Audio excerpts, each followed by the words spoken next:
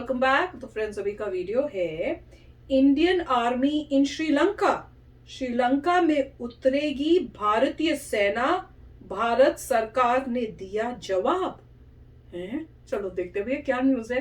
तो वीडियो शुरू करते हैं। वीडियो शुरू करने से पहले अगर आप चैनल पर नए हो और आपने अभी तक सब्सक्राइब नहीं किया है तो जल्दी से पहले सब्सक्राइब के बटन और बेल आइकन को क्लिक कर लो ताकि आपको हमारे सारे न्यू वीडियोस के नोटिफिकेशन मिल जाए जैसे हम अपलोड करें। अगर आपको वीडियो पसंद आता प्लीज लाइक एंड शेयर। चलिए शुरू करते हैं। ये भी लेटेस्ट है क्या? पुरानी है तो वंदे भारत में हूँ सांची त्यागी। आप देख रहे हैं भारत तक। 70 का दशक था, श्रीलंका में लिट्टे अस्तित्व में आया और फिर जो हुआ उसकी कल्पना खुद श्रीलंका ने भी नहीं की थी। लिट्टे, जिसे अंग्रेजी में लिबरेशन टाइगर्स ऑफ तमिल इलम कहा जाता था, लिट्टे की मांग श्रीलंका से अलग एक आजाद तमिल देश बनाने की थी, जो इसके लिए हिंसक आंदोलन करने लगा। लिट्टे का आंदोलन 1983 तक बहुत भयानक हो गया। इसने जाफना में 13 श्रीलंकाई सैनिकों की हत्या कर दी, जिसके कारण हालात बेकाबू हो गए। श्रीलंका में गृह युद्ध शुरू हो गया। इस बीच भारत पर भी इसका प्रभाव पड़ने लगा था। स्थिति खराब ना हो, इसके लिए भारत श्रीलंका समझौते के तहत भारतीय सेना शांति और कानून व्यवस्था बहाल करने के लिए पहली बार श्रीलंका पहुंची। भारतीय सेना ने इस अभियान को ऑपरेशन पवन का नाम दिया था। इस पूरे मिशन में भारतीय जवानों ने धैर्य के साथ शांति बहाली की अपनी कोशिशों को जारी रखा। आज जब फिर एक बार श्रीलंका में हालात बेकाबू हुए तो सवाल उठे कि क्या श्रीलंका में हालात को ठीक करने के लिए फिर एक बार भारतीय सेना वहां जाएगी या नहीं। तो इसे लेकर भारत सरकार ने जवाब दिया। क्या कहा, आगे आपको बताएंगे। भारत सरकार ने इसी अटकलों को खारिज करते हुए कहा है कि भारतीय सेना श्रीलंका में नहीं जाएगी। श्रीलंका में भारतीय उच्चायोग ने ट्वीट कर कहा, उच्चायोग भारत द्वारा श्रीलंका में अपनी सेना भेजने के बारे में मीडिया और सोशल मीडिया के वर्गों में दिखाई जा रही रिपोर्टों का स्पष्ट रूप से खंडन करना चाहेगा। ये रिपोर्ट और इस तरह के विचार भी स्थिति के अनुरूप नहीं है। वहीं बीजेपी के राज्यसभा सांसद सुब्रमण्यम स्वामी ने वहाँ के मौजूदा हालातों को लेकर बयान दिया। उन्होंने ट्वीट करते हुए लिखा कि गोटबाया और महिंदा राजपक्षे अगर मदद की गुहार भारत सरकार से लगाते हैं तो भारत सरकार को सैन्य मदद देनी चाहिए। बीजेपी के राज्यसभा सांसद सुब्रमण्यम स्वामी ने कहा, गोटबाया और महिंदा राजपक्षे दोनों ही प्रचंड बहुमत के साथ एक स्वतंत्र चुनाव में चुने गए थे। भारत भीड़ को ऐसे वैध चुनाव को पलटने की अनुमति कैसे दे सकता है? तब हमारे पड़ोस का कोई भी लोकतांत्रिक देश सुरक्षित नहीं रहेगा। अगर राजपक्षे भारत की सैन्य मदद चाहते हैं तो हमें देना चाहिए। इससे पहले केंद्रीय विदेश मंत्री डॉक्टर एस जयशंकर ने कहा था कि भारत संकट की घड़ी में श्रीलंका की मदद कर रहा है। उन्होंने कहा कि श्रीलंकाई मुद्दा एक गंभीर मामला है और समय के साथ विकसित हुआ। भारत भोजन और दवाओं सहित आवश्यक वस्तुओं के साथ द्वीप राष्ट्र का समर्थन कर रहा है। जानकारी के मुताबिक राष्ट्रपति गोटबाया राजपक्षे 13 जुलाई को राष्ट्रपति पद से इस्तीफा दे देंगे। उधर प्रधानमंत्री विक्रमसिंघे ने भी इस्तीफे की पेशकश की, लेकिन प्रदर्शनकारियों ने प्रधानमंत्री विक्रमसिंघे के इस्तीफे की पेशकश के बावजूद उन्हें नहीं बख्शा। इससे पहले मई में राष्ट्रपति गोटबाया राजपक्षे के बड़े भाई और तत्कालीन प्रधानमंत्री महिंदा राजपक्षे को सरकार विरोधी बड़े पैमाने पर विरोध प्रदर्शनों के कारण पद छोड़ना पड़ा था। एक वक्त था जब महिंदा और गोटबाया दोनों भाइयों को श्रीलंका में पहले कई लोगों ने लिट्टे के खिलाफ गृह युद्ध जीतने के लिए नायकों के रूप में सम्मानित किया था, लेकिन अब उन्हीं लोगों ने दोनों भाइयों को देश के सबसे खराब आर्थिक संकट के लिए जिम्मेदार ठहराया। कैसे लगी रिपोर्ट कमेंट करके जरूर बताइए। बाकी रक्षा और विदेश मामलों से अपडेट रहने के लिए देखते रहिए भारत तक। जय हिंद। तो फ्रेंड्स, वही है ना कि मीडिया में रिस्पॉन्सिबली न्यूज नहीं आ रही।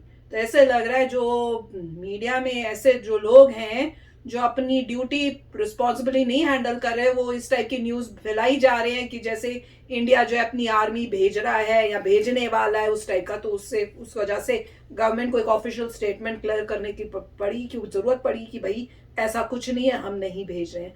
वो तो गवर्नमेंट को डिसाइड करना होगा कि क्या सिचुएशन है, क्या हमें वहां जाना चाहिए, क्या इनके इंटरनल मैटर्स में हमको इन्वॉल्व होना चाहिए।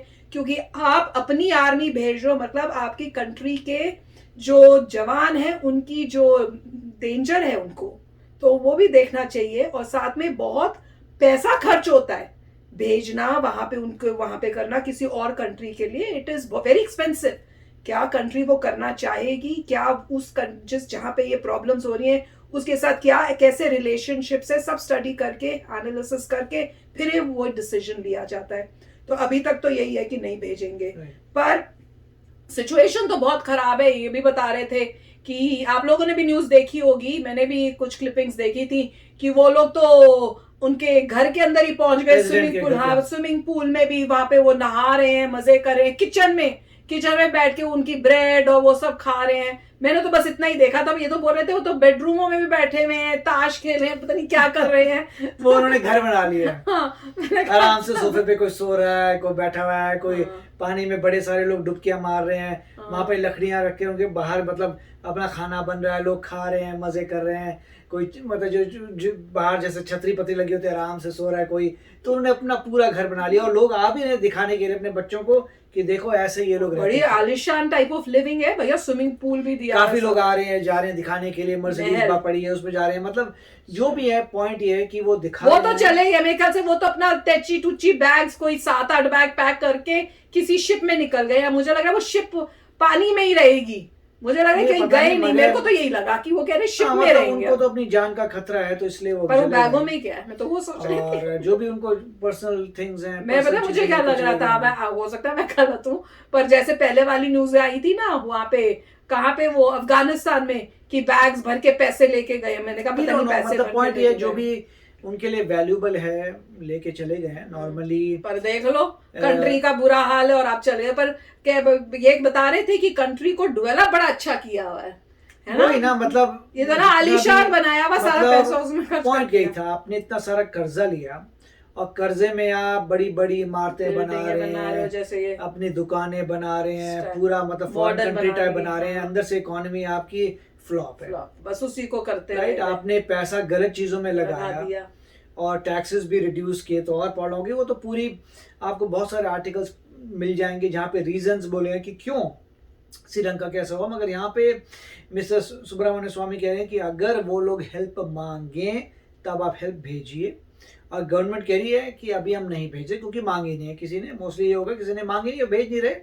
और वहाँ पे जो भी है कंट्री में लोग जो हैं वो यही कह रहे हैं कि देखो सारा डुबा दिया क्योंकि रॉन्ग डिसीजन लिए।